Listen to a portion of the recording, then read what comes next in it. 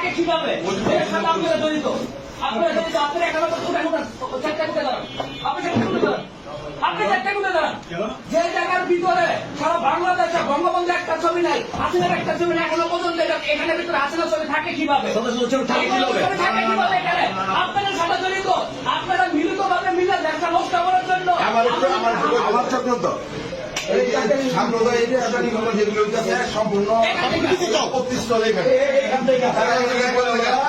এই নীল নকশা বাস্তবায়ন করতেছে প্রশাসনের মধ্যে আমাদের দৃষ্টি আকর্ষণ তারা যেন ব্যবস্থা নয় সেগুলি অরাজকতা আমি করবো না।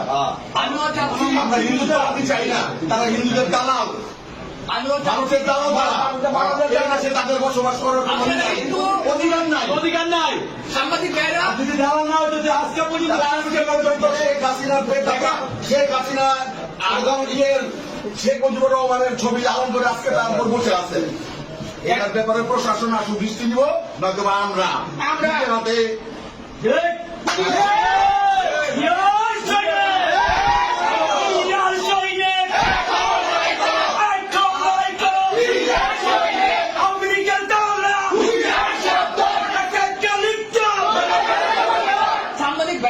আপনাদের সাথে আমি একটা কথা বলবো। আমরা সকালে যে সময় পাপ্পু ভাই আমরা ওখানে বসে চা খাচ্ছি, আমরা দেখছি যে টিনু সাহেব ওসি সাহেব এখানে আসছে, এসে চলে গেছে। যে সময় আমরা খবর পেয়ে এখানে আসলাম, আমরা এখানে ঢুকছি, ঢুকার পরে তাদের সাথে কথা বলছি, তারা আমাদের ঢুকতে দিচ্ছে না। ঢুকার পরে আমি যে সময় ঢুকার পরে দেখলাম এখানের ভিতরে এখনো পর্যন্ত শেখ মুজিবুরের ছবি, হাসিনার ছবি, হাসিনার ছবি এখনো পর্যন্ত প্রতিটা দেওয়ালে লাগানো। পরে আমি উদ্যোগ নিয়ে আমার বন্ধু বান্ধব ভাই বোনদের নিয়ে সবকটা ছবি নামাইছি, এখন ভাঙচুর করছি। এখনো পর্যন্ত এখানে বঙ্গবন্ধুর ছবি, হাসিনার ছবি থাকে কিভাবে? দেখেন, আমরা এটা প্রশাসনের কাছে দৃষ্টি আকর্ষণ করতেছি যে সুন্দরভাবে একটা বিচার আওতা না হোক।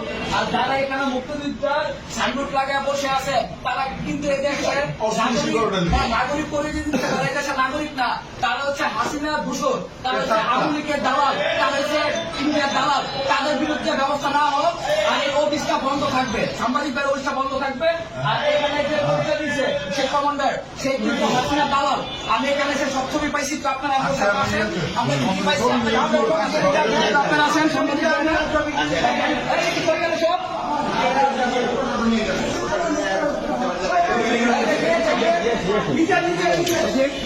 আপনারা একটু মিথ্যা ভিডিওটা দেখেন, সাংবাদিক ভাইরা দেখেন এখানে পর্যন্ত কিভাবে থাকেন।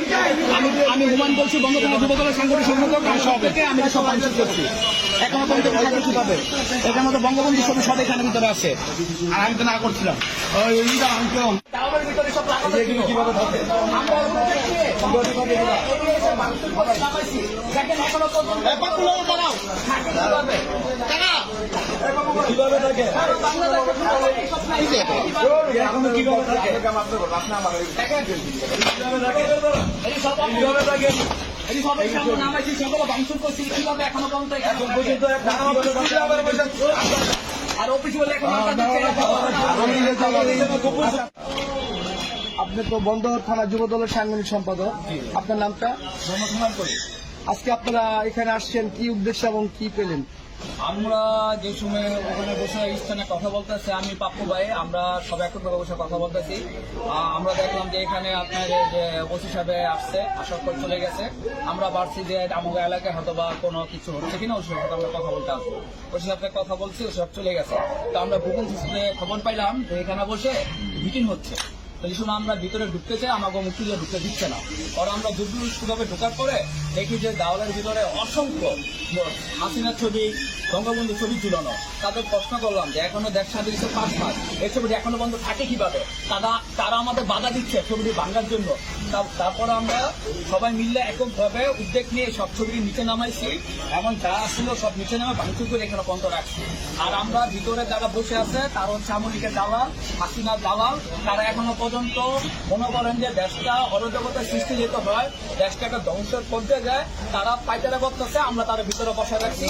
এখন আমরা যারা বিএনপির বাইরে আছি সবাই এককভাবে আপনারা সাংবাদিক বাইরে নিয়ে আমরা একটা ব্যবস্থা নিব। আমার সিনিয়র নেতা কর্মীরা আছে, তারা এখন কথা বলবে।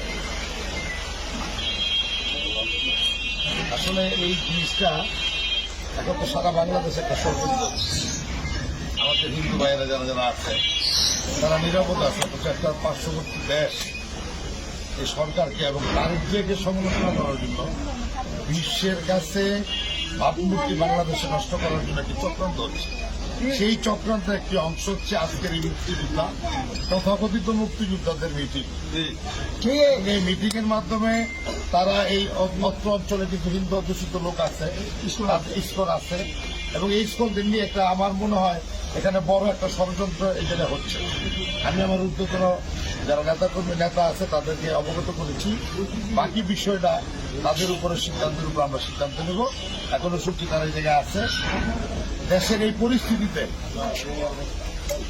এখন তাদের সিদ্ধান্তের উপরে অফিস সভা আসছে, অফিস সভার সাথে আমি কথা বলবো। তিনি এই ব্যাপারটা কতটুকু অবগত আছে, পিউনো সভা ছিল, কথা বলতেছি। এবং এই ব্যাপারে আপনাদেরও সাংবাদিক যারা আছেন তাদেরকেও সহযোগিতা কামনা করতেছি। আসলে সত্য জিনিসটা উদ্ভাবন করা দরকার। বাংলাদেশের কোন একটা হিন্দু সম্প্রদায়ের উপর কোন নির্যাতন হয় নাই, অথচ ভারতীয় মিডিয়া খুললে দেখা যায় যে খুব খারাপ অবস্থা। আপনাদের এই জায়গায় ভূমিকা আছে, যে এই জায়গায় আসলে ষড়যন্ত্রটা কি আপনারা উদ্ভাবন করবেন। কারণ এখন একটা কথা হচ্ছে বিএনপি কোনো কিছু বললে বা আমরা কোনো কথা বললে সেটাকে নেগেটিভ ভাবে দেখা হয়। তা আপনারা তদন্ত করবেন, যেটা সত্য সেটাই প্রকাশ করবেন। এগুলো আমার বক্তব্য শেষ করছি। আসসালামু আলাইকুম। উত্তর কিছু নেই, কি আছে?